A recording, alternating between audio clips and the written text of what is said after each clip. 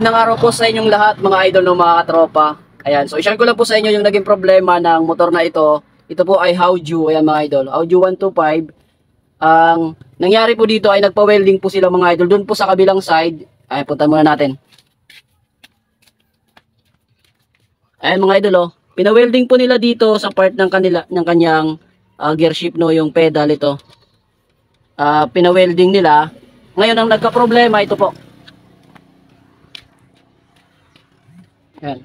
Lagi pong sinasabi na nagwe-welding. Pag magwe-welding daw po tayo, sapat na tinatanggal po natin itong tension wire ng ating, no, papunta po sa spark plug. Tatanggalin lang natin to daw at okay na, pwede na tayo mag-welding. Pwede kung walang maapektuhan sa ground, no. Depende po kasi sa lakas sa kondisyon ng wiring ng motor mo. Ayan, so dito po sa sitwasyon ng Hauju na ito po yung nasira sa kanya. Nung ito lang po yung tinanggal nila nung nag-welding sila. Kung napapansin nyo po, ayun yung CDI mga idol. Ayan. So lapit tayo dito. Tingnan nyo po yung CDI mga idol. Oh. Umiinit na po sa loob. Umaandar po siya pero namamalya. Ayan. Ito po yung sanhi mga idol nung kanyang pagpapa-welding. No? Simula nung nagpa-welding siya kahapon, ito na po yung lumabas. Pag umandar naman yung kanya motor pero ganito po yung naging resulta. Umiinit sa loob, natutunaw po yung part na ito rito sa loob. Yan, so ibig sabihin nagkakaroon po ng short circuit sa loob pero gumagana pa po siya. Ayan.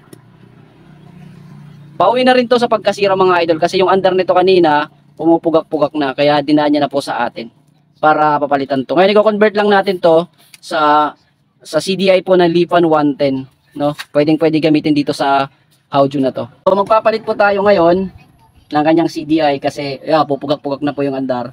Tapos magpapalit na rin po tayo ng lining nito, no. Ano nga ba yung kasukat na clutch lining sa mga Hauju?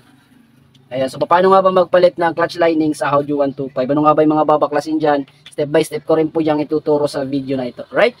So dito muna tayo mag-convert muna tayo dito sa CDI na ito sa Lipan 110 na CDI, no.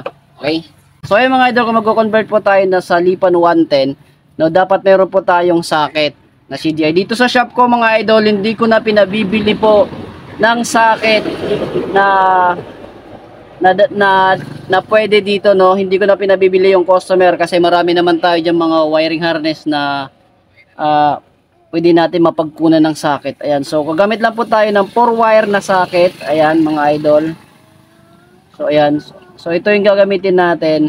Tapos dito may CDI po akong Lipan, no, pang try.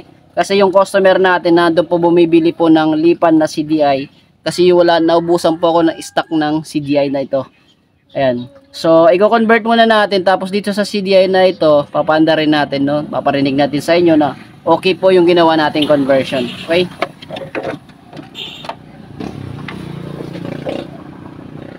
So mag-uumpisa po tayo dito sa part na ito. Ayan. Dito po sila naglagay po ng positive or accessories wire. Itong kulay orange, ito po yung accessories wire. Tatanggalin muna natin to. Ayan. So nag-jump po sila ng accessories wire. Ito po. So dito tayo kukuha ng accessories wire. Saan yung pwestuhan niya dito mga idol pag Lipan 110? Dito po sa part na ito, dito po nakalagay yung accessories wire. Ito naman yung ground. So ikabit ko muna to rito. Ayan, so naikabit na po natin yung accessories wire. Ito po yung kanyang accessories wire. I-check natin kung may kuryente to ng accessories. So gamit po yung ating test light, ma-check natin, mabe-verify natin kung may kuryente yan.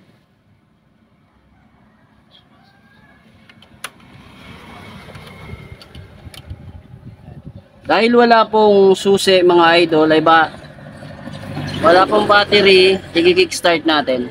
Usog lang ng konti. Ay mga idol, lumiliwanag. Yun. So mayroon, may accessories. So lapit tayo ulit. So may accessories po siya mga idol, okay?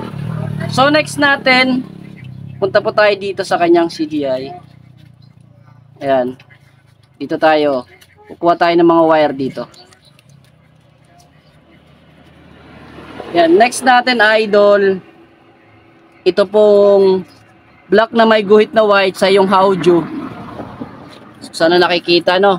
Lapit pa natin. So ito pong black po na may guhit na white ng yung Haoju, mga idol. Wait lang ha.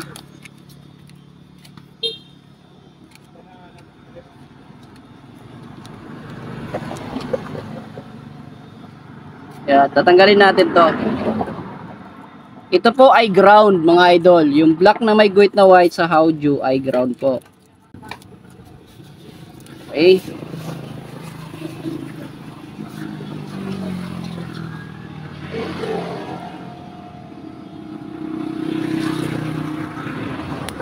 Yan. Hindi ko sana puputulin pero sabi ni tropa, putulin ko lang daw.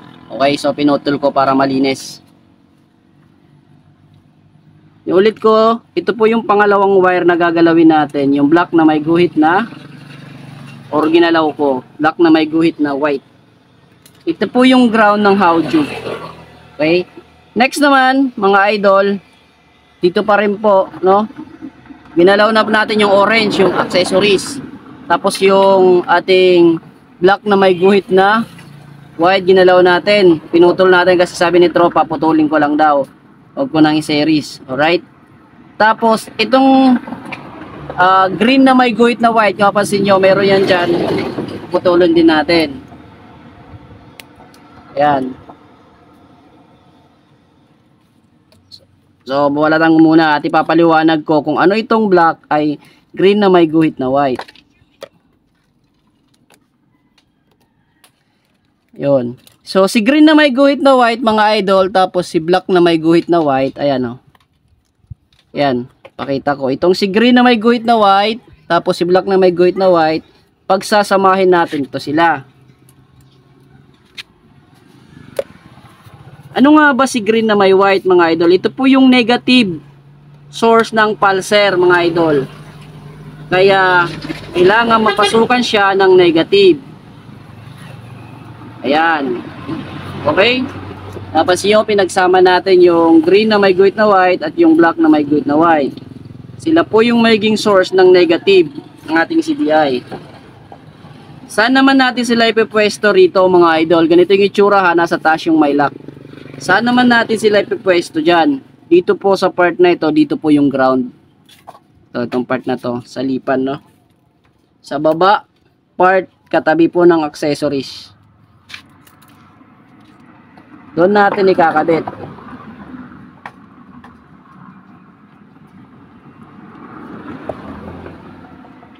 Alright. Tape natin syempre. Ayun. No? Dalawa na po yung nakabit natin sa ating wiring. No, mayroon na lang po dalawang natitirang wire. Which is dito naman sa kanyang CDI ay mayroon na lang din pong natitirang wire na dalawa. So ano nga ba itong blue na may guhit na white? Ito po yung positive naman po ng pulser, no? Tanggalin din natin to. Yan. So saan naman natin siya ipipwesto rito since nakakabit na itong dalawa? Dito po sa taas po ng ground, dito po nakapwesto yung pulser.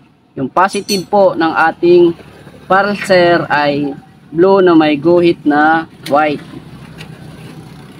Doon natin siya ikakabit. Okay?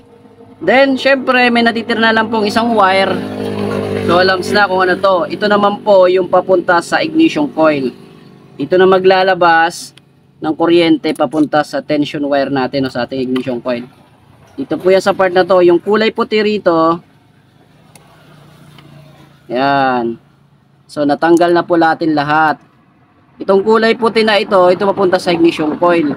Kasi ito po yun, ikakabit natin yan dito. Okay? Tapos ito naman, ground, pinagsama natin sila. Tapos yung, yan o, ito. O, yun ang nangyari dito, mga idol. Ayan, pinagsama. Tapos yung positive ng pulser, dito po, ayan, nakalagay na. Then, yung ating accessories. So, ngayon, ikabit na natin para mapaandar muna natin, mga idol. Matest muna natin. Dito sa pamamaraan na ito, no, syempre tatanungin mo yung customer kung gusto niya o hindi kasi iba pa rin po yung original na CDI yung ginagamit natin. Pero dito sa amin, sa probinsya, mahirap po maghanap po ng mga ganitong klaseng CDI. Kaya ginamitan natin ng panglipan, panten. Kasi ito po yung marami dito.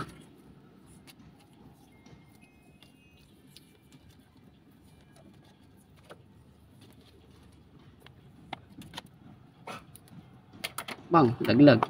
So okay na po tayo dito sa ating socket. Ngayon, salpak na natin to at try natin kung aandar. Mga idol, nakabit na po natin yung kanyang CDI. No? Bandarin natin. Sana may gas pa to. Yan mga idol.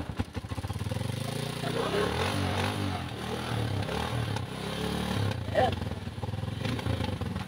So wala nang gas, ibalik na natin lahat yung tangke at saka yung puwan.